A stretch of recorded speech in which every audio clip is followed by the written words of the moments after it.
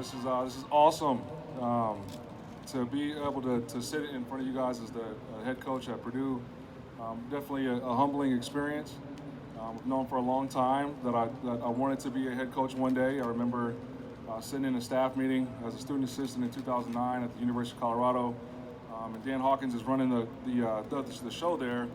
And I just remember that first staff meeting saying, you know, man, this is what I want to do. This is who I want to be. And so to be here before you today is awesome.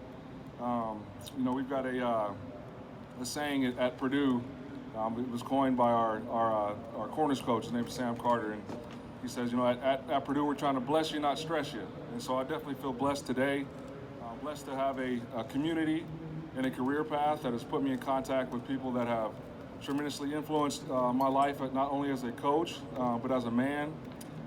Blessed to be at such an unbelievable institution as a first-time head coach with tremendous leadership administratively that support you and that encourage you and treat you first class and are competitive. Blessed to be here with three young men that will accurately depict what it is like to be a member of the Purdue football team, and blessed to be a part of a conference that is the best in the country that I have familiarity with. You know, I think that it's every coach at this time of the year, they're excited. And I think the thing that is interesting is every coach is excited for different reasons. And so for me, I'm excited for this season, first and foremost, because of the guys we got in the locker room that have embraced us with open arms, the new staff, the change in culture. They have attacked what we've put in front of them, every challenge that we put in front of them on a daily basis with great attitude and effort. I'm excited because of the staff that we have in our facility that attack their daily duties with passion and intent. Those guys do their jobs on a consistent basis and always approach their work with no ego and understand that it's the players' experience that is at the foremost and at the forefront of our jobs. I'm excited to show Purdue faithful what we've been working on since January. We've got 39,000 season ticket sales up to this point, which is the most since 2008. Ross-Ade is going through renovations right now, where we'll be able to run through the Tiller Tunnel in honor of the late Joe Tiller, who set the standard for what it means to be a successful football coach at Purdue University. To be able to do that in its 100th year as a stadium will be awesome. We get to play Fresno State, and I'm excited just to start this new journey, to figure out what it is like to be a head coach in this great conference that is filled with tradition and history and excellence. So yeah, I'm excited to be the head coach at Purdue. I'm excited for this season. So with that, I'll open up the floor to any questions. Just a reminder, please get your hands up and I'll recognize you so that we can get our mic holders to you. We'll start here. Coach to our right. Yep. Dustin Schutte, Indiana Sports Beat. Ryan, I know you're still relatively new to West Lafayette. Gotta ask, have you been to Triple X? Have you tried the peanut butter burger out there? I have been to Triple X. It was for breakfast though, so the peanut butter burger does not sound appealing, but I'll definitely try it. I've heard a lot of things about it. But there are definitely some great food joints in West Lafayette. We're gonna go right in front here.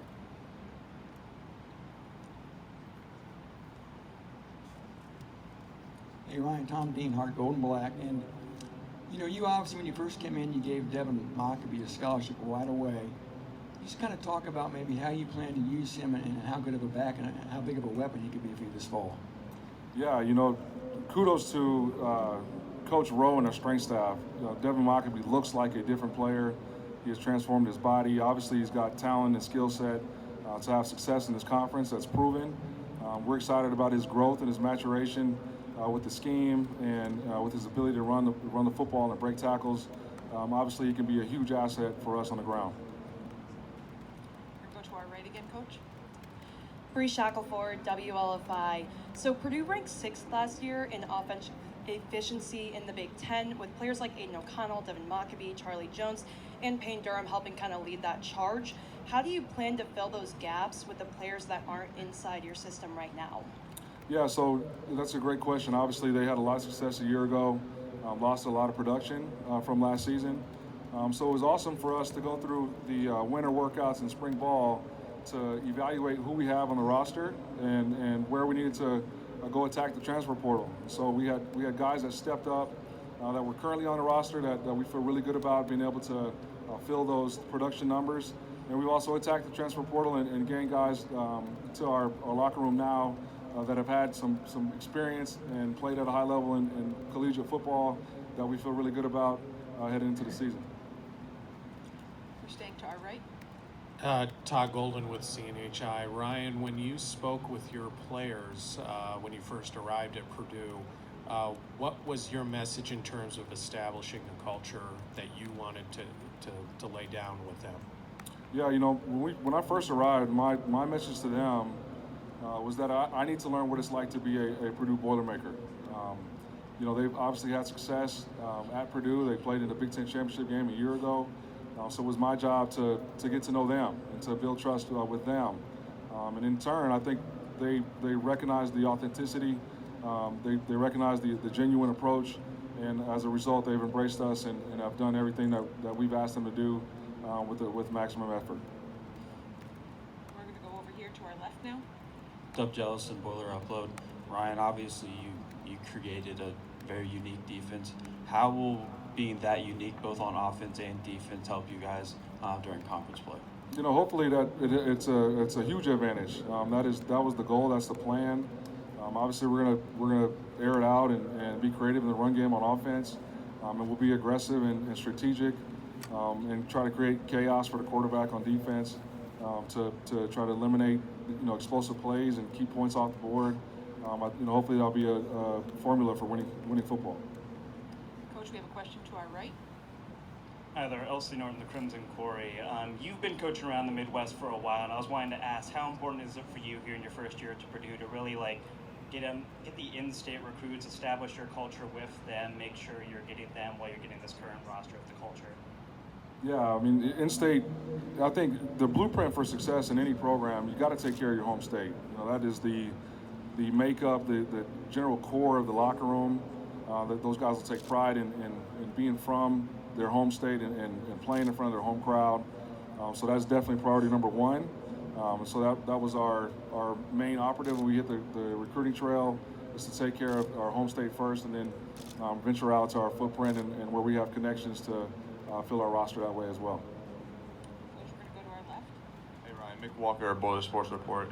You and the rest of the defensive coaching staff spoke glowingly about Nick Scourton, formerly Nick Carraway, this whole spring. You guys made posts about him, talked about him. What about him did you guys see this spring that excites you all so much? Yeah, one, Nick loves ball. Like, he eats, breathes, sleeps football. And the way he practices is hopefully going to be the way he plays.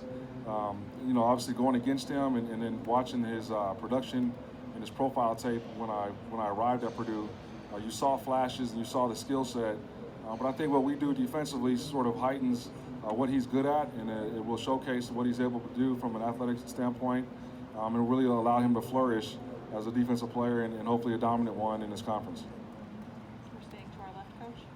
Sam King, Journal and Courier. Ryan, you mentioned coming through the Tiller Tunnel. Are there concerns that that's not going to be completed before the Fresno State game? And if so, what are some alternatives for entrance into the stadium for the team? I've been in constant communication with the administration, who's been in constant communication with construction. All is going according to plan right now, so there is no plan B for the Tiller Tunnel. I think the only thing that won't be ready by game one is the elevator in the south end zone, and they haven't had an elevator there in 100 years, so we'll be just fine without the elevator. But we're looking forward to the experience and starting a new era with new toys in Ross-Ade. To our left again, Coach. Hey Ryan, Jimmy Watkins, Cleveland.com. You're a defensive guy. I'm just wondering, philosophically, given that the last few Big Ten championships have won by Michigan and Ohio State, that kind of played two different styles, how do you construct a defense that can defend both? You got to be creative and game plan and be specific and intentional with when you're aggressive, when you're conservative, and really you got to put your roster in the best possible positions to have success. And I think a large part of that is evaluating your roster and adapting and changing as a coach to who you have in the locker room. It's not the players' job to adapt to us. It's our job to adapt to them and give them tools to be in positions to make plays on game day. Hey Ryan, Israel Schumann, Purdue exponent. You were hired on your defensive work, brought in Graham Harrell on the offensive side. He's obviously a big piece to get. What's it been like working with him so far, and what do you anticipate that relationship to be in season from a game-to-game perspective?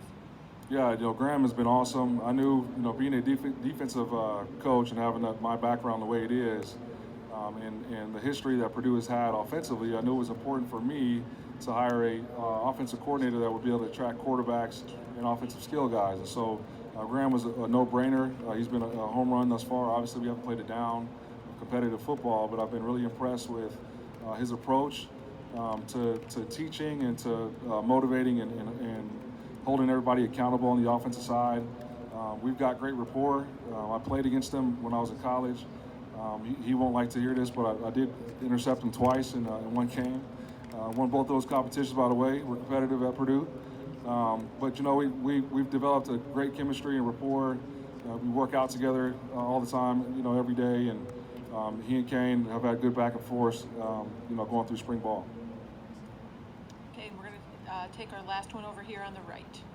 Kelly Hallinan, WLFI. With so many new roster additions these last few months, how are you making sure the team chemistry is good at camp and making sure these guys are meshing together ahead of the first game? Yeah, that was definitely a concern when we figured out how many pieces we would have to add post spring ball. And so the thing that I think we did a good job of was finding the right type of guys that not only had the right requirements from an athletic skill set point, but the right type of people. And so I think when you've got a locker room that might not have a lot of experience together, but they have a common ground in that they love football for football. We got a bunch of guys that love the game for the game. It's not for Instagram followers or Twitter likes. They love the game for the game. And so when you have that common ground, you can organically develop chemistry and have real relationships. That is shown throughout the spring and through summer workouts, and I'm excited to see what that looks like when we face adversity come this fall. Great, thank you everyone. Thank you, Coach. Good luck this year. Appreciate it. Boiler up.